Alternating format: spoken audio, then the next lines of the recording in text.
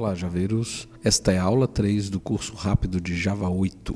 Vamos falar sobre streams. Precisamos, no entanto, falar um pouco sobre linguagem declarativa. Este tipo de linguagem, diferente da imperativa, que você diz como deve ser feito, você só precisa dizer o que você quer. Temos uns exemplos como SQL, que você diz o que você quer, da onde você quer e qual filtro que você aplica. Nas linguagens Xbase do mesmo jeito, e no streams do Java 8 a gente faz a mesma coisa. A gente só diz o que nós queremos e a linguagem vai tratar de entregar isso para a gente da melhor forma. E o que são streams? Stream é um fluxo, então você não pode num stream voltar a um item que você já leu, tá? Então ela é de fluxo único. E ela foi criada para facilitar o processamento de coleções de forma declarativa. Então nós vemos alguns exemplos ali, de lista de carros, e aí você pode criar com a partir da lista, você só bota o ponto stream, você está criando um fluxo, um stream para carros. Numa rede de inteiros, você diz que o stream é de uma rede de inteiros e ele cria seu stream, porque a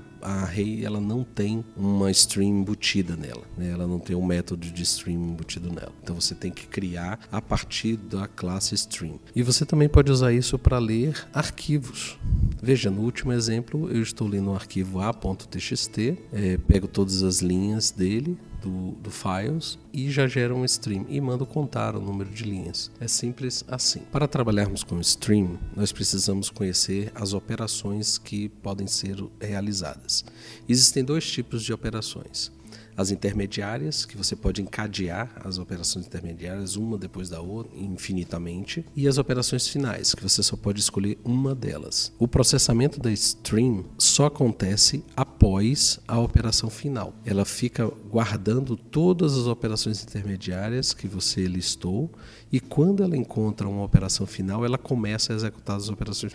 Por isso que não há perda de execução de um laço para a própria stream. Executa do mesmo jeito. O tempo de execução calculado é o mesmo. Nós dissemos aqui que a stream é um fluxo que trabalha em cima de coleções. Então nós vamos pegar um exemplo aqui de uma coleção de inteiros, vamos pedir uma stream, vamos filtrar, e aí vocês já lembram da aula de lambda, O S aqui é um elemento da coleção de inteiros. E eu estou pedindo para eles filtrarem todos os elementos que começam com a letra C. Depois eu peço para ela mapear, o mapeamento é um transformador. Eu digo para eles pegar todos esses elementos e colocarem em maiúsculas, to uppercase. Mando ordenar e por fim eu digo para imprimir cada um deles num for each. Lembra do for each? Teve uma aula de for each também, que é esse mesmo for each que é usado pela stream. Agora vamos conhecer algumas das operações mais utilizadas. A primeira delas é a filter. A filter é uma operação intermediária que filtra os elementos de acordo com uma condição. Esta operação recebe um lambda do tipo predicate. Significa que ele vai receber um elemento e vai executar ele para retornar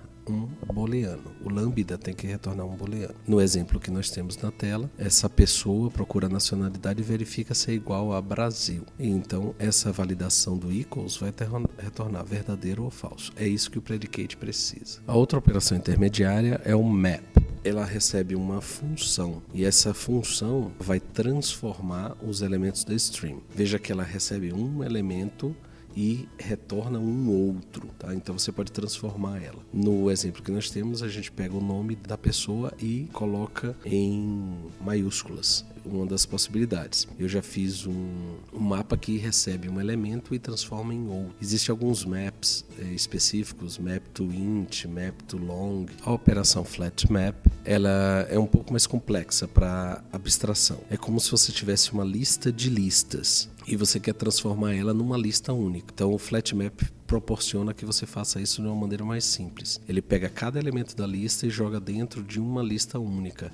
Então ele sempre vai te retornar uma lista com vários elementos e não uma lista de lista. Isso é bom para trabalhar com coleções hierárquicas. A operação reduce é a operação final. Então o que é que ela faz? Ela te entrega um resultado. Você pode fazer várias operações com ela. Então você recebe um início da operação que você quer fazer com o seu elemento, e você vai receber 2 elementos, porque é um binary operator. Você vai receber 2 elementos da sua stream e você vai executar uma operação com esses 2 elementos. E ela vai te retornar e vai ficar executando isso por toda a stream. E o resultado vai ser um só, sempre um resultado. Ele vai te dar um valor. Então, a reduce é uma operação muito ampla, dá para você fazer mais coisas. Agora, se você só precisar fazer uma soma, uma média, contador, ou verificar qual é o maior elemento ou o menor, você pode, em vez de usar o reduce e fazer a conta,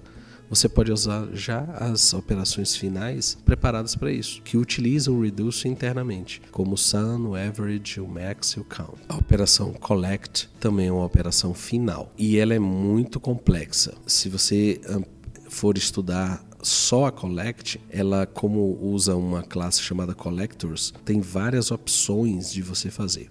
As mais simples são aquelas que já tinham nos exemplos. ToList, que ele retorna uma lista para você. O ToSet, que ele retorna um conjunto. E o ToMap, que ele retorna e mapeia para você aqueles elementos. E aí você tem que dizer qual é a chave e qual é o valor, né? Quem vai ser a chave e quem vai ser o valor do seu mapa. Aqui nós vamos ver alguns exemplos da classe Collectors, qual é o poder dela. Por exemplo, aqui nós temos criar uma lista com o nome das pessoas. Então a gente pega as pessoas, né, people, mapeamos os nomes dela, então só queremos pegar os nomes dela e queremos que isso seja uma lista. Então ela vai te retornar uma lista com os nomes das pessoas e não uma lista de pessoas. No exemplo abaixo, a gente quer pegar os valores das coisas e separar por vírgulas. Então ele vai retornar uma string. Veja que é uma string separada por vírgulas cada valor. Ele vai fazer um toString no objeto e vai separar aquele toString com vírgulas. Vai retornar uma string só. Nesse outro exemplo, nós vemos que temos os salários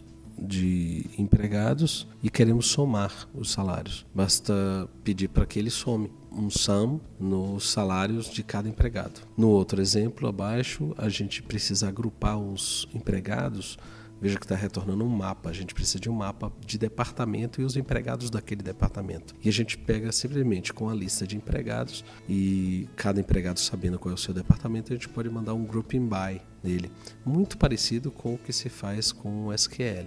Se você conhece SQL, você vai entender o que ele vai estar fazendo aqui. O outro exemplo é somar os salários por departamento. Então eu tenho um departamento e eu quero um inteiro. Em vez da lista de empregados, eu quero o total que eu pago para os empregados. Então veja que eu faço um grouping by e depois eu uso um sum para realizar isso. E por fim, a stream também pode ser feita em forma paralela. Em vez de você criar threads para trabalhar com streams, a própria stream, esse fluxo, ele te permite que você trabalhe de forma paralela ou não. Aqui nós vemos um exemplo que nós precisamos saber qual o maior preço e aí a gente vai verificar se existe um maior preço, né? E aí nós pegamos o mapa e rodamos e ele faz paralelamente isso. Então, quando você tem uma coleção muito grande, você pode criar uma thread ou usar o Parallel Stream para fazer esse trabalho para você. O Java oferece mais de 30 operações de stream, isso é interessante ver na documentação.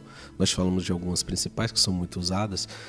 A mesma coisa que a gente usa no SQL, essas são muito usadas aqui. E a classe Collectors, que além de ser muito importante, é essencial que nós conheçamos. Pelo menos as 3 principais, como ToList, ToSet e ToMap. E é isso aí.